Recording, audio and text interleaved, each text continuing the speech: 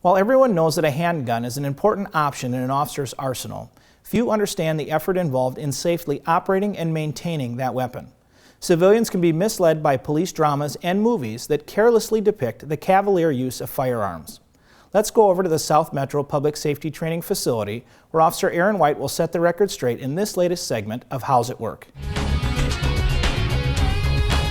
Thanks, Brian. We're at the firearms range today at the South Metro Public Safety Training Facility and joined by a familiar face on the show, Officer Kevin Rothfidal. Kevin, thanks for being here again. You're welcome.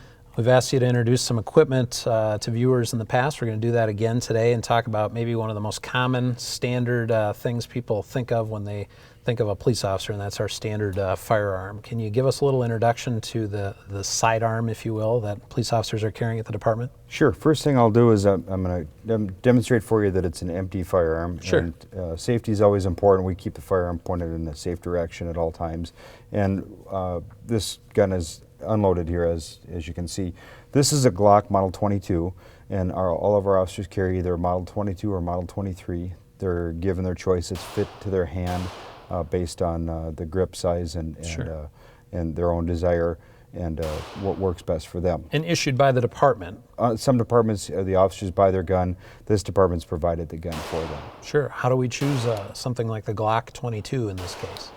In Minnesota, about 80% of the police departments in Minnesota carry the Glock. Mm-hmm. Nationwide, it's about 75%. And so it's a simple gun for us mechanically to work on or replace parts when we need to, but also from a user standpoint, it's just so easy for anywhere from a novice shooter up to a very expert shooter to pick up and shoot well. Sure. And from a maintenance standpoint, when we go to work on them, all the parts are interchangeable no matter what model we have, and we can stock and inventory the parts, and it's just a very easy gun for people to use. So a bit of simplicity to keep things very much back to the basics. Moving along. I just recently saw a news story where they referenced a police officer's gun in saying a service revolver. People still, I think, picture the revolver of yesteryear, the six-shooter, the gun with the cylinder that held the bullets. For people that maybe don't know as much about firearms, can you talk about kind of the evolution and how this gun functions differently? Correct. Back in the day in Edina, when Percy Redpath was patrolling the streets with his revolver, we carried revolvers here all the way up until 1988, and then we transitioned to a semi-automatic handgun. And there was a shootout in Miami that with the FBI where 2 agents were killed and multiple rounds were fired. And this was the case that caused a lot of departments all across the country to take a look at the semi-automatic handgun and realize that we needed a larger magazine capacity and a faster way to feed those rounds through there. So sure. I'll show you here. This is a magazine, and the magazine in this case will hold 15 rounds. Yeah. And this orange, what looks like a bullet, is actually a dummy round, so it's an inert round. And the magazine will just feed these rounds up through the top, and I'll just insert the magazine here into the magazine well.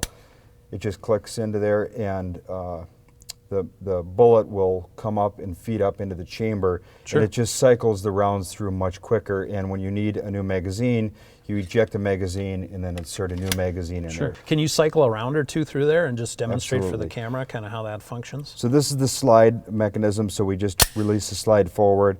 As the gun will fire, it will eject the rounds through I'll do one real slow here, shows you it ejects it out, and it feeds the next round right up and through there. So these will cycle the rounds through very fast. So a big part of carrying a gun safely and being proficient with it is training. What are some of the things an officer does to stay proficient and train with their handgun here in Edina? When an officer is first hired, we spend quite a bit of time. We'll spend several days down here, depending on the officer's background.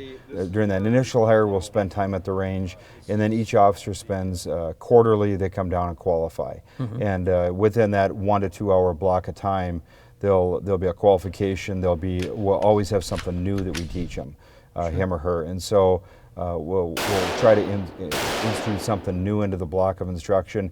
And then some officers, if they have special assignments, will receive additional training beyond that. So a lot of training for something we hope to not use very often, but of course it's a serious deal. I mean, we want to be safe. And some of the other training that we'll do throughout the year at our in-service and on our Milo machine is shooting decisions. So not just being proficient, but when to shoot and when not to shoot. Absolutely. Is an important piece to it also. Kevin, thanks for sharing a little bit about our handguns and how we train with them today. Appreciate your time. You're welcome. Officer Kevin Raffadal. He's the training officer at the Edina Police Department. And we'll return to you, Brian. Thank you, Aaron.